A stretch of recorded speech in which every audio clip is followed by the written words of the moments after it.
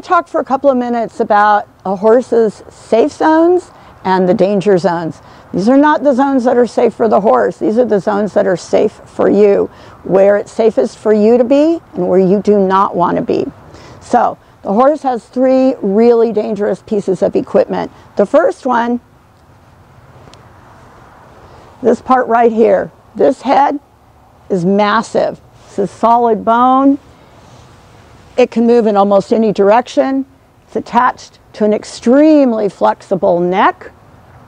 If this horse comes up and hits you in the chin, you got a broken jaw. If it comes down on top of your helmet, you could have a concussion. You do not want to be within striking distance of this head.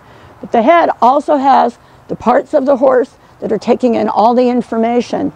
It's got eyes, which have a very, very wide field of vision. You've got ears that are like radar. They're constantly taking in a lot of information about what's going on. Those ears can rotate in almost every direction. They can hear what's ahead, what's to the side, and what's behind them, north, south, east, and west at all times. So, where's the safest place to be if you have to be around the head? It's about 1.5 feet away.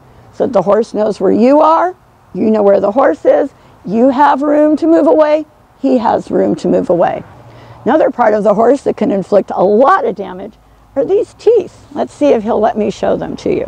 So, while horses do not have sharp teeth for biting and tearing into prey, what they do have are very large teeth that are designed for grinding. They have an extremely powerful jaw.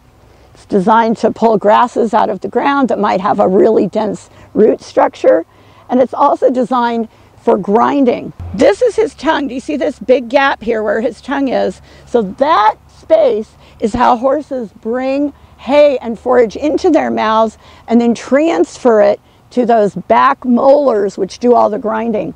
So these big sharp front teeth, they do the pulling. They pull the grass out of the ground, get it into a nice wad in the middle, tongue moves it toward the back, and then you've got big flat teeth which you can barely see right now, but I can feel them, and they do the grinding. So that's what creates the mash out of all that leafy, stemmy, stalky forage that helps it to be digested in the horse's gut. You don't want to be anywhere near those teeth. The second most dangerous piece of equipment is right here. It's this front leg. Really powerful. Big joint, tremendous amount of muscle, and this limb can strike forward almost the entire length of the limb. It cannot go out to the side too far, but it can definitely go back. The single most dangerous part of this animal is this area right here. This is a massive piece of equipment. Horses are built to run. They are prey animals. They get their impulsion from their hindquarters. If you look at the way a horse is built, what's the most powerfully built part? It's this right here. You don't have to be a mechanic, you don't have to be an animal expert to know by looking at that there is a tremendous amount of power here. So if you come out pretty far? That's called cow kicking because that's how bovines kick. They kick at a right angle. That is where you absolutely do not want to be. This entire limb is designed to dig in, push off, and launch. All of that energy travels forward into this part of the horse. This is the reaching momentum part of the horse. This is going to provide the power.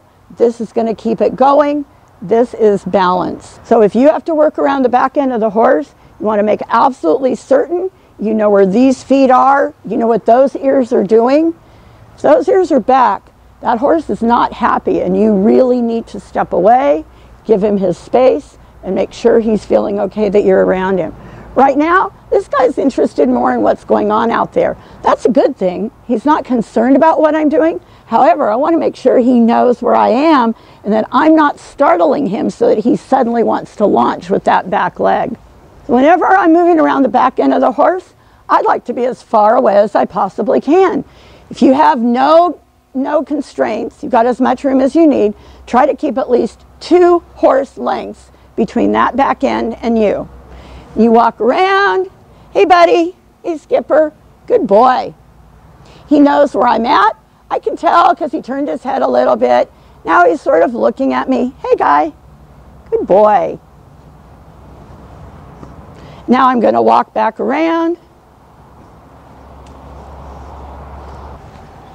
So if you have no option and for some reason you have to get very close to the back end of a horse, do not do it unless the horse has already indicated to you that he's pretty comfortable with you in there.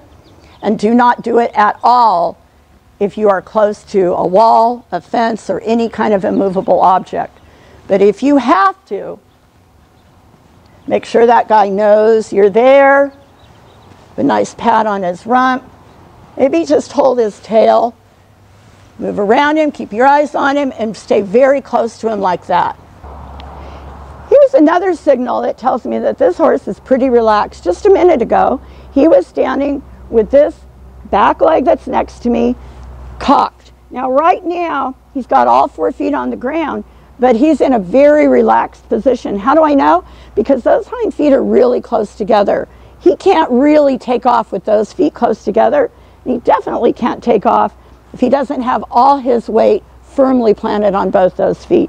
So he's in a really relaxed position. He's alert, but he's calm. He's actually watching this person who's walking out across the driveway.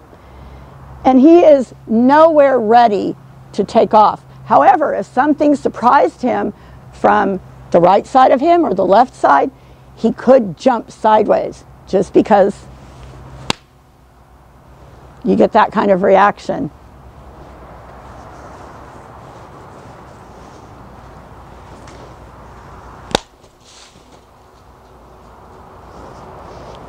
I should have warned you. That's how fast a horse can move.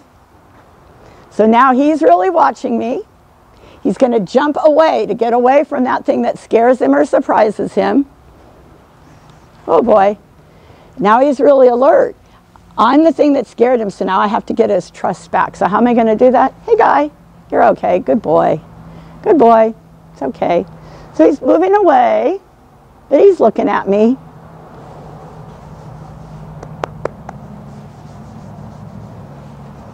He's going to check it out.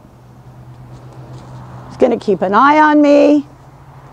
And he's got plenty of room to do that, but not enough room that he can get into trouble.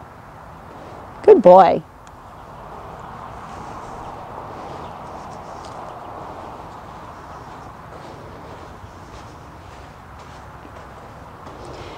That's also a really good reason that you never want to completely turn your back on this horse. Now I'm facing the camera right now and I do have my back to him, but I've got an eye on him and I have my hand on him. I don't feel comfortable with the distance between this horse and the fence, so I'm going to ask him to move over. Now I feel a lot more comfortable.